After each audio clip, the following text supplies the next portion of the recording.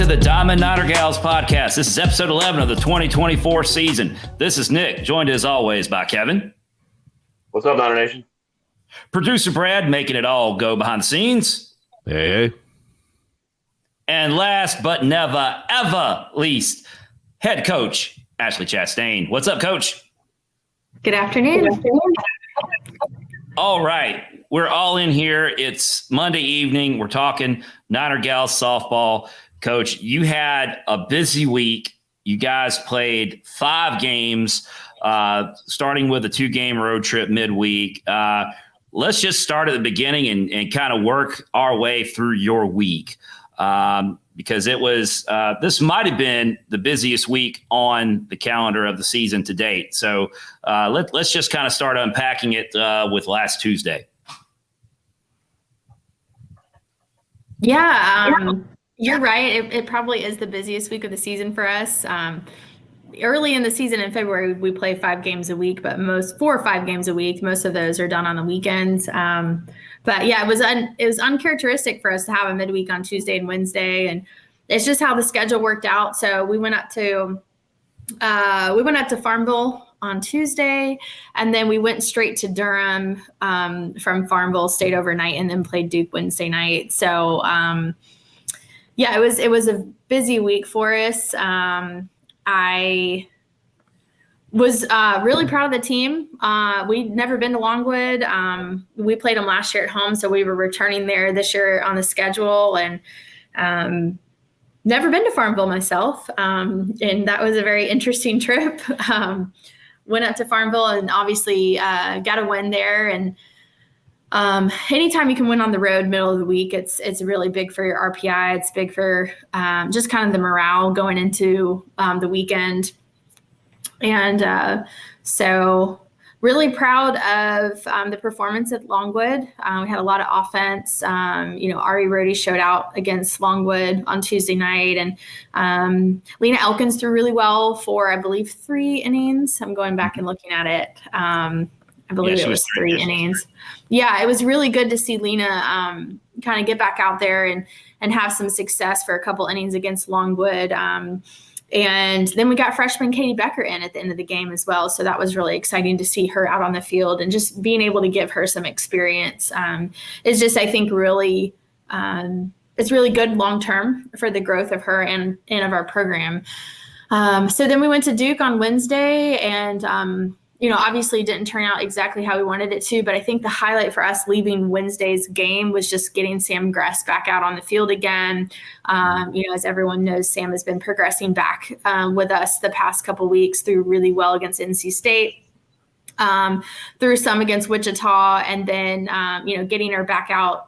Duke, I think, was the longest that she had thrown at once since she's been back with us from her injury. So it was really good to see her. I thought she pitched really well.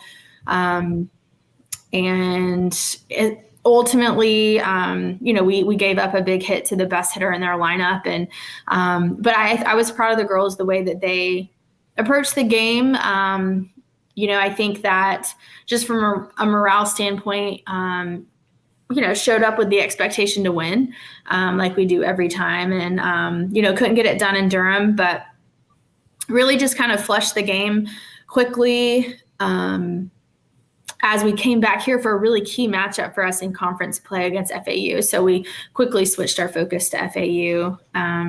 So can I'm curious. I want to. I also have never been to Farmville. Okay. And there was no video of the game. So I still don't have a read on like their campus, their facilities, Farmville itself. I know that's where Longwood is. What can you tell us about Farmville and about Longwood and their facilities? Yeah. I was, it's a small farm, sleepy town in Virginia. So, it was kind of like we felt like we were in the middle of nowhere. And then all of a sudden you're in Farmville arriving. We actually were on some back roads with our bus driver, and tiny back roads. We were about 15 minutes from campus, and we took a turn, and the bus was too big and too wide. So we all had to get off the bus and kind of like help the bus driver make this turn. I mean, we were on some backcountry roads. I'm not so sure why the GPS had us there, but that was a little adventure going into Farmville. But I didn't see much of the campus because it seemed like the athletic facilities were a little removed from the academic side of campus. But overall, I was really impressed with the facility. I thought the dugout was nice. It was, it was kind of into the ground. It was big. The playing surface was good. They didn't have any turf anywhere, but the surface was nice. They didn't have a video board or anything like that, but the scoreboard was, a pretty up-to-date digital board. It might have had a little video in the middle of it, but it wasn't a video board. And I think they had some outdoor cages, which I think is probably the most needed area of improvement for their facility. But, kind of walking into it, not knowing what to expect, I think we were really pleased with the overall facility. It's right next to the baseball facility, kind of like ours, but there wasn't a road in between. I think the baseball team was playing a game during ours, but I don't know who they were playing that Tuesday night. But yeah, it was honestly probably better than anticipated. The facility, I will say, our hit warm up was in 2 cages that are outside, much like the Sioux used to have before we had the Lewis family indoor facility that was built in 2019. And off to the side, there was like this big practice soccer field, and we actually hit BP in a big open field with like no fence, nothing kind of around it. So that was a little fun pregame. It was different that we just kind of hit in open space BP before the game. Speaking of batting practice, have you been doing any flip toss lately?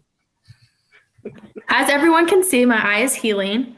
It's almost gone now that we're a little over 2 weeks from the ECU incident of me getting hit after I was flipping. But no, have not flipped a ball since. Only full circle BP at full distance for me. Yeah. See, I was just, you read my mind, Kevin, because I was just about to point out that having, hitting in open space is good because there's less things for balls to ricochet off of. It's true. And you don't get hit in the face. So I was just looking at this on a map. I didn't realize, Hamden, Sydney is up that way, right close to Farmville. And I actually knew somebody went to Hamden, Sydney. That's a pretty campus. So no, maybe we need to check Farmville out sometime. I don't know. Yeah. I do have to give a shout out to our sports information director, Shelton Moss, who travels everywhere with us. Mm-hmm. He's from the Richmond area. And so his mom came down and actually met us at the game and brought the team brownies, which was really sweet of her. But Shelton did radio during the middle of the game. And so I know he was having a little bit of technical difficulties at the beginning, but I think eventually got the system to operate. And so I think that's something that we're going to start diving into as when we're on the road and he has the ability to call the game from, radio. That was something that he wanted to do. So I believe that was his first shot at it. And I asked him how it went, and he said, I think it went pretty good. I was a little rusty at first, but he was really proud to be able to do that for us. Well, Kevin will confirm that we are in the habit during the baseball games. Joe Templin, SID for the baseball team, on the road. He calls the games on the road. And if we're watching on ESPN Plus, we probably got the sound turned down and listening to Joe Templin call. So if he starts doing that, then that'll be the new thing on the softball side, and when the gals are on the road too. No issues about that at all. Because hey, I would much rather listen to somebody with local knowledge of the team than right. Somebody that travels with the team daily and is with the team daily provides a lot of insight. Coach, I did want to touch back on the Duke game real quick. Before we move on to the weekend, it was a dogfight. 4 innings. It was 1-0 after 4 innings with the number 2 team in the country. A lot of positives to take away from that game. Can you go through some of the positives that you saw facing the number 2 team in the country? Yeah, for sure. I think kind Kaya Garrett I think had 2 hits on the night. Corey Hoffler had a hit, and for us, the highlight is really being able to face that caliber of pitching. In the grand scheme of the week, facing Curd and Wright, and then I can't remember how to say the other girl's name that came into the game. She transferred from Pitt, I believe, to Duke this year. Starts with a D. First name is Danny. I'll go. Yeah. First name is Danny. Yes. Mm-hmm. We faced her some in our Jogmuller. Yes, you're correct. I think being able to face their pitching staff on Wednesday really helped prepare us for the FAU pitching staff this weekend, because, Duke's pitching staff is one of the best in the country. I mean, they're top 1 or 2 in almost every category, nationally across college softball right now. So just being able to see that caliber of pitching and, being able to see, Kaya Garrett, Corey Hoffler, just see them have hits against, that caliber of pitching is great. And then also to get our young guys some experience off that kind of pitching. I mean, Duke is someone we're going to play every year. So, I just thought it was really good for him to be in the environment. And, there's a lot of feelings and emotions that get stirred up because that's where we ended it last year's season with the regional. And that was the first time we'd been back. And, between it was just like we were just there. Like, it was just crazy how time just kind of flies in some ways. And, I was like, gosh, is it already halfway through this season? Because I was like, I feel like I was just here, 5 days ago, finishing the regional of 23.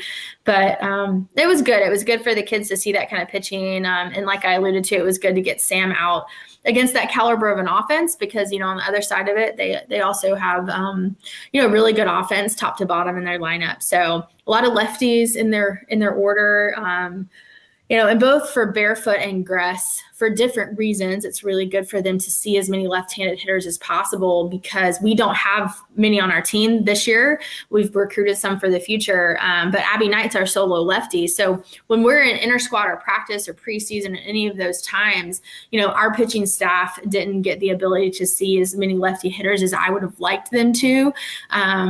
So just in preparation for conference tournament postseason, down the road, it's just really good for our pitching staff to face lefties as much as possible and just, find ways to get them out. But yeah, I mean, I think Kaya, Corey, Sam, I'm thinking back to the game, but, we played tight for a few innings and, you can't give up a 5-run inning to the number 2 team in the country. I think that was the 5th inning when they scored 5 runs in the bottom of the 5th. It's hard to overcome that against, a really good team. So I think that was, just the difference in the game was, the bottom of the 5th. Kevin, among the many things I love about your contributions is one of them is you're always you're accentuating the positive.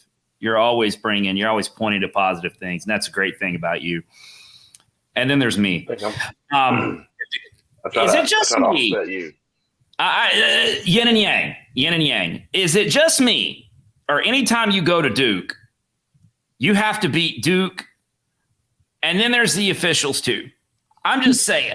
I mean, Coach, I know you're not going to get into that, and nobody here expects you to, but I'm just saying, there's always some shenanigans at Duke. I don't know why that is, Kevin. You grew up in Durham. Maybe you got an explanation for it, but always something going on at Duke. Hey, it is what it is.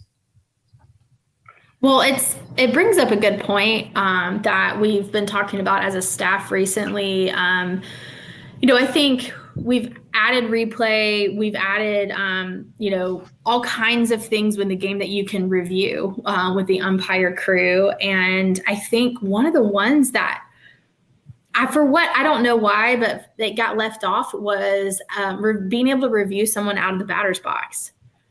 And we've just been talking as a staff as I'm not so sure why that was left off the list of things that they added this year that we can review, because to me, that would be a pretty easy thing to review. And the game is fast, and I've realized that sometimes people are out of the box a lot less than others, and it's a little bit harder to see in real time.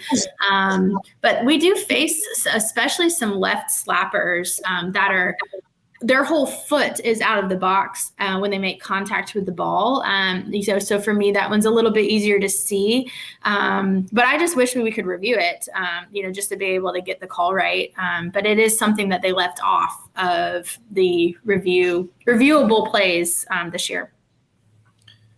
What I'll say about that, and then we'll move on to FAU, is that I always say, it could have happened anywhere, but it usually happens at Duke. All right. So this weekend, big series at the Sioux. Weather was awesome all weekend long. It was the sunny Sioux. Really a great weekend of softball, just as far as the environment and being out there at the field. Friday really got off to a fast start. And hey, when the game is going like that, it's a fast game. The pace of play was pretty fast. The gals were executing, and what else can you say? We run rolled them.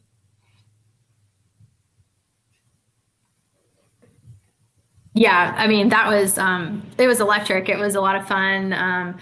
Just to end the game in 5 and to score so many runs was it was a lot of fun. And we just had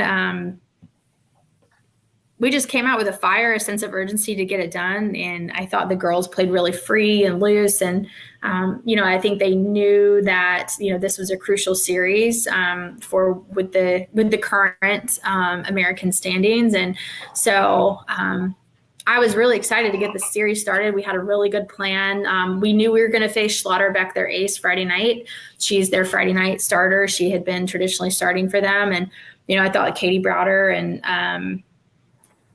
and everyone on staff put together a really good plan. And I thought we executed the plan. And I think they gave us 11 base runners. I think they gave us 11 base runners on Friday night. And so we just really took advantage of it. And we were able to score a lot. Really,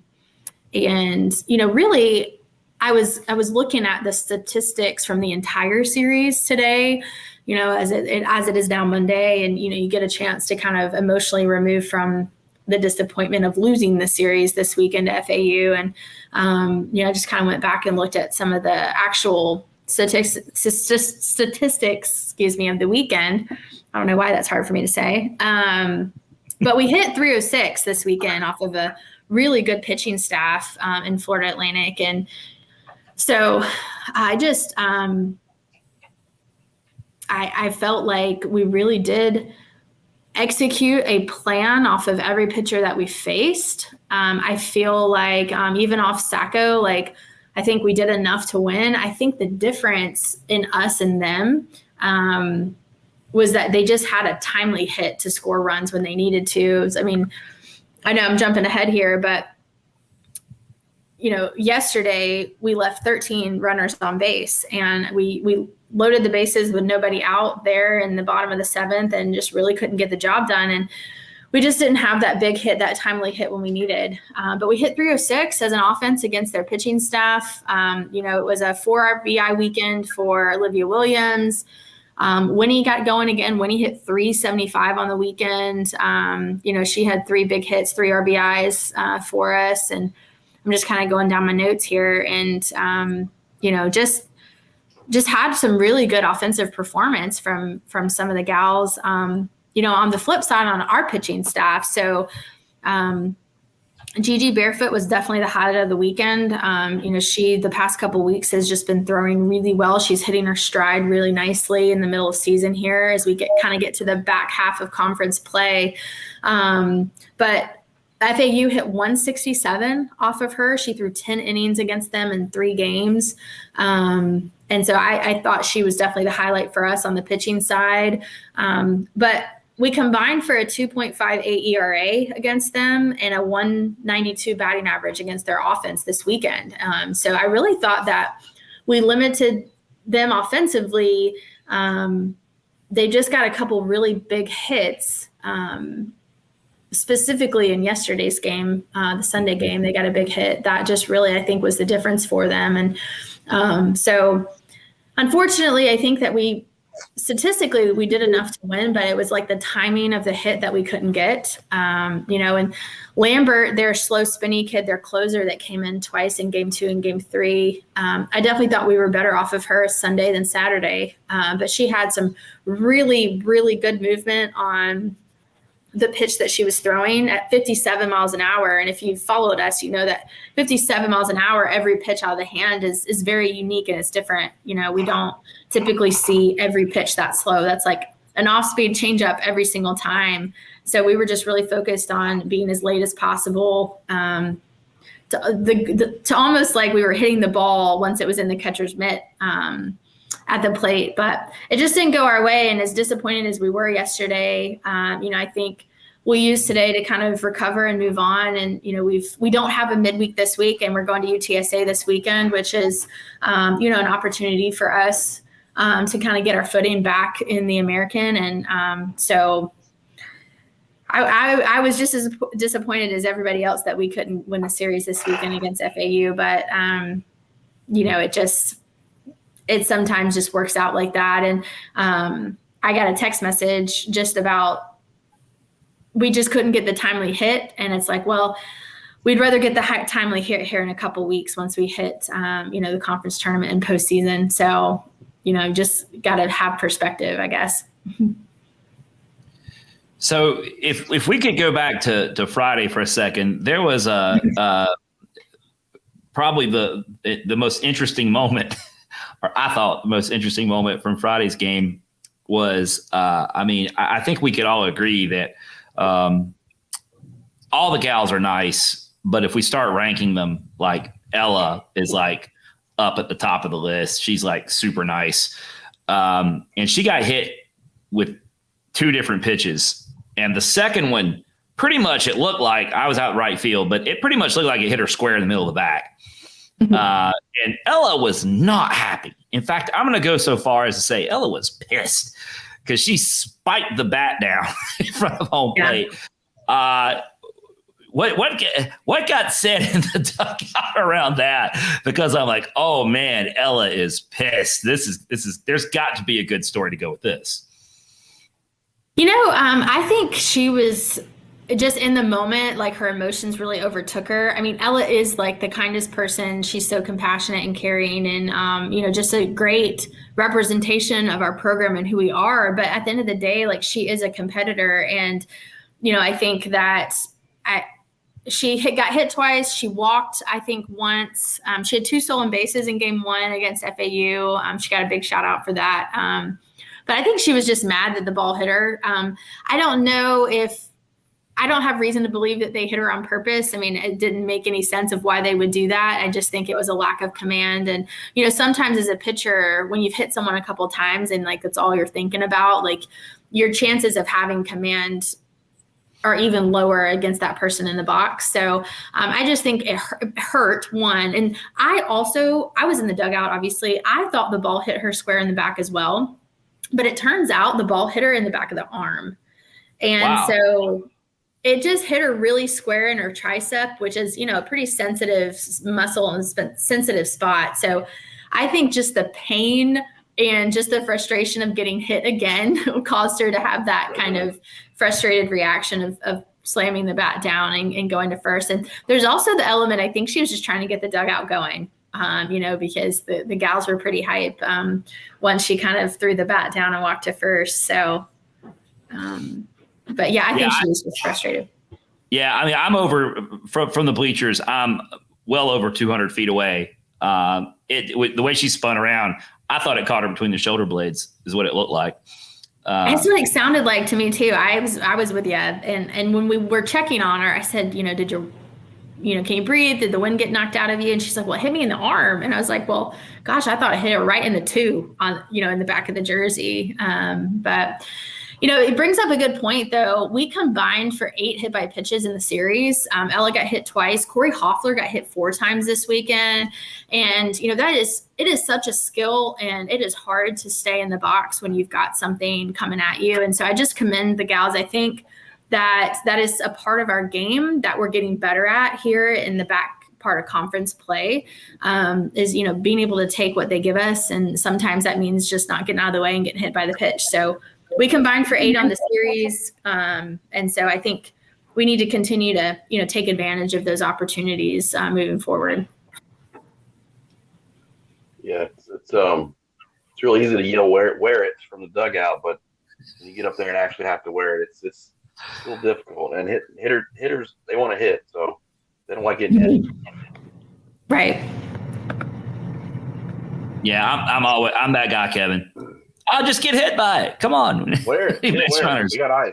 Yeah, just wear it. Yeah, but it's really from my perspective up there in the stands, I'm really safe when I say that, right? So, yeah, really easy for me to say that. So, all right. So, and it is, and I'll just say this kind of to put a bow on the FAU weekend. I felt like obviously game 1, the gals they dominated that game. Game 2 could have been ours too, but they earned it. FAU earned that game. Their pitching gave us really gave us a lot of fits. Game 3 is the one that stings because by the end, I believe we had bases loaded twice at one point, and then a second and third another time. By the end, they were begging us to take it. They were begging us to take it. They were having trouble finding the zone. It was all going against them. And I was like, it's going to come. It's going to happen. We talk about Hayes magic. It's going to be Sue magic, and there was going to be that hit, and just never came. So that was. I thought 2-1 this weekend for us would have been a fair result. Yeah, I'm with you. The game 2 was, I think, 4-2, and then game 3 we lost 5-3, and game 3 is the one that I feel like we really beat ourselves. I feel like FAU just won the game. Game 2 of the series, and we talk about as a team, like sometimes we're just going to get beat, and like we don't want to be sore losers. We want to learn, from every opportunity, and not let it, not let a loss where we just get beat derail, who we are and what we're about, and then move on to what we have to do next. But when you beat yourself, and I really feel like Sunday we just beat ourselves, with having so many opportunities to take the lead or to tie it up at the end, or any of those scenarios that you talked about. That one, you just walk away with a different feeling. You walk away with a bad taste in your mouth, and our whole program, top to bottom, are just really true competitors, from our staff to our support staff, our managers, our team. Like everyone walked away yesterday just, in a bad mood, just bad taste in your mouth. And, we just expect more of ourselves, to be honest. We just expect to play better. And, we expect when the game and the other team gives you chances to win, that we take them and win. And, it just wasn't our best. It wasn't our day. So it just was both game 2 and game 3, just close games that we just couldn't win. And so I have to feel like eventually, we've got some still big opponents coming up. Tulsa's at the top of the conference. We still have to play them. We have a series against North Texas here at the Sud in regular season. And, who knows who we're going to face in the tournament. We could very easily face FAU again. And I just have to believe that we're going to be better for it next time we're in that situation, that we're going to end up coming through, the next time it happens. So let's reset things here, because there were a couple of surprising things this weekend. No disrespect to our upcoming opponent, San Antonio, but they're second to last down in the bottom of the standings, 3-12. So I know the gals won't be taking that lightly, but hopefully the gals are going to have a bounce back weekend down in San Antonio. Anytime you go on the road, tough deal. So it'd probably be a little hot down there. I would think so. The elements to contend with, but some surprising results, primarily that North Texas was swept at UAB, which I don't think anybody had that on their bingo card. But now at 12-3, FAU sits alone atop the standings, and Tulsa and North Texas are both at 10-5, and the gals are a game behind that at 9-6. So, I mean, basically just quick math. We'll need some help as far as being at the top of the standings. We'll need some help with FAU, obviously, but the two teams in front of us, like you said, Tulsa and North Texas, both come to the suit. Everything you want to do is right in front of you. You've got plenty of opportunities. Just need to go. Although, I mean, what we just said, the other road trip we have is to UAB. It would be hard to take UAB lightly after sweeping a really good North Texas team this weekend. Yeah, I mean, I think UAB did this last year in Conference USA. They got hot there at the end and made a run for the league, and we played them last weekend at the Sioux. So we're not counting anyone out at this point. Going to UTSA this weekend, I mean, we're just focused on playing our best, and so, it is an opportunity for us to really, I think, boost ourselves in the league. But I mean, the game's going to start, and it's, we have to play well to win no matter who's on the other side. And so that's what we'll be preparing to do all week. We don't have a midweek this week. And so we kind of get the week just to focus on UTSA, lots of practice in. And, so we're excited about that. And I mean, unfortunately, I think we will need some help from FAU here to get to the top, but we've just got to keep doing what we can control.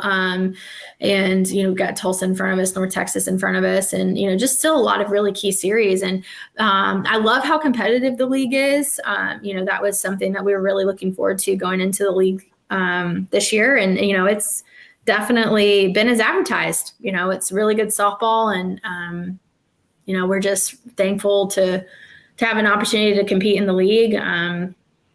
We're excited about the next month, and I think that we're going to, I think we're going to play our best ball here in the last month. I think that's the goal as we move into postseason. And, our RPI actually didn't take as much of a hit as I thought it was going to. We went in the right direction on the RPI today when it came out after, the weekend, because it didn't have any of the Friday, Saturday, Sunday games in it over the weekend. So the new one came out this morning, and I was a little bit pleasantly surprised that, that we held where we did. I think we were at 32 this morning when I looked at it. So we're going to start moving towards the exits here, Coach, to wrap this up. But producer Brad had a question in the chat that I just saw, and it's fantastic. So we're going to go back and ask it. He obviously asked this when we were talking about Ella getting hit. Producer Brad wants to know if you've ever seen a softball player get hit with a pitch and then charge the mound. I've seen someone take multiple steps towards the circle, but I've never actually seen physical fighting happen. So I've definitely seen someone get hit. They throw the bat down, they take 5 or 6 steps towards the circle. People start gaining ground on each other. But I've never seen an actual physical altercation on the field. No. Good. That's good. Kevin, we were actually having this conversation at one point about in the stands this weekend about talking about the vastly different cultures between softball and baseball, with the dugouts cheering and chanting and carrying on. And it's like, if that occurred in the baseball environment, like benches would clear and all this stuff. And I used the term baseball fight. I said there would be a baseball fight. And someone said, "What's a baseball fight?" I was like, "Oh, well, a baseball fight is where everybody comes out. There's lots of yelling, maybe some chest bumping, lots of finger pointing, but nobody ever actually hits anybody." I said, "That's a baseball fight." Because it's true, Kevin. It's like everybody comes out, and then there's lots of posturing, and then, that's a baseball fight. I've never seen the benches get cleared or anything in a softball game. Now, Not that I've been a part of. I've seen it. Actually, earlier this year, there was an incident that kind of happened a lot like that. I think it was the first or second weekend of the series or the season. I won't mention the teams, but there was a bench clearing, a lot of people on the field. But I've never been a part of that. Well, that's good. No, hey, if softball players got into doing that, though, they might actually throw hands, Kevin. Yeah, I think they would. Yes, there would not be posturing. There would not be posturing. No. All right. Well, let's wrap this thing up. Go ahead, Kim. Go ahead. So without a game this week, Coach, what's your schedule this week look like as far as getting on the field, getting rest, and then I'm guessing you're traveling on Thursday. Yeah. So we were off today, Monday. That's pretty typical for us. And then we'll practice at the Sioux Tuesday and Wednesday. Tuesday will probably be just really focused on us, the things that we need to work on. We usually try to target some things, whether it's base running or tags or sliding or, just any kind of specific skills of the game that occurred the series before that maybe we need a little improvement on or just a refresh or to go over again. So Tuesday will just kind of be a traditional practice that's focused on us. And then Wednesday will be more oriented to UTSA. So probably a heavy offensive day focused on just their pitching staff, what we're going to face. And then in the bullpen, we'll talk a lot about their lineup. We usually try to mock pitch to their lineup on Wednesdays, or Tuesdays or Wednesdays or Thursdays, depending upon the schedule. But this week it'll be Wednesdays. And then we fly to San Antonio on Thursday, and we'll practice at their facility on Thursday evening when we arrive into town. And that's usually a 90-minute practice. It's the shortest one of the week, but it's just an opportunity for us to take defense. It's a little bit more defensive oriented, getting to know, just the feel of the field, how the infield plays, the depth of the outfield, just kind of the lay of the land, how the ball comes off the bat and, just being able to be there at, we usually practice around 6 p.m., which our games Friday is usually around that same time. So you get kind of how the sun is and the shadows of the field and all that kind of stuff. So Tuesday will be regular. Wednesday be a little bit offensive focused on UTSA, and Thursday is always a little bit more defensive focused when we're away at the away park. And then we get up Friday, and sometimes we'll hit on Friday mornings. So like we could get up Friday morning and go hit in UTSA's cages at 9 or 10, eat breakfast and go, and then have lunch, and then we scout. And before you know it, at 4 p.m. Friday, we're arriving at the field for a 6 p.m. game. That's good. That's a lot of detailed information. I appreciate that. That's gives us good insight to what's going on with the program. Kevin, I know they have off days on Mondays, and I'm pretty sure I saw some pictures on social media from CJ Layton, possibly on a golf course today. Oh. He didn't call us. Did CJ call you, Kevin? I didn't get anything. He did not. Well, we did. We worked out together this morning. CJ and I did our usual Orange Theory class this morning together, and he did not mention to me that he was going to play golf today. So that was also a little surprise to me. But I did not expect an invite because I would not be worth playing with. So. Just pick a ball. I do. That's what you're good at, right? Yeah, pickleball. I'm ready to play pickleball again. Whenever anyone else is ready to play pickleball, just hit me up. I'm ready for that. But I do have a couple birthday shout outs actually. So today is Savannah Wynn's birthday. So happy birthday to Sav. Yep. And then for some reason, I don't know why this happened, but April's a big birthday month for the gals. So Michaela Mitchell's birthday is this Friday. Game 1 against UTSA will be in San Antonio, celebrating her birthday. And then Cass Krupit's birthday is Saturday while we're in San Antonio. She's still on staff as our graduate assistant. And then we've got Emma Tisdale's birthday is next Monday for our next podcast. So we might need to have Emma on, the birthday girl. We'll have to talk about that. But we got a lot of birthdays. I'm sure she would love to spend her birthday with us, Ashley. Totally. Well, I mean, what else would she rather be doing? Come on, give me a break. That's right. You're right. Yeah. All right. So that might have been I think that was our first birthday update in show history. So it's cool. We've checked another box. All right, folks, we're going to wrap this up. Another week in the books. Hope you've enjoyed it. Hope you learned something, maybe a little something. If you did, it was certainly from Coach Ash, not us, but that's okay. If you've enjoyed this and you're watching this on YouTube, think about subscribing to the channel and turning on notifications. You also catch us on Spotify. You can subscribe to that as well. Turn on notifications. We always love bringing the content. So turning that stuff on lets you know as soon as your new episodes are ready. You can find Diamond Niner Report all over social media. We love being on Twitter, Facebook, and you can find Kevin putting stuff on Instagram because I got locked out of the account and have no idea how to get back in. So until we come back next week, this has been Nick for Kevin, for producer Brad, for Coach Ashley. We'll see you at the Sioux. See you at the Sioux.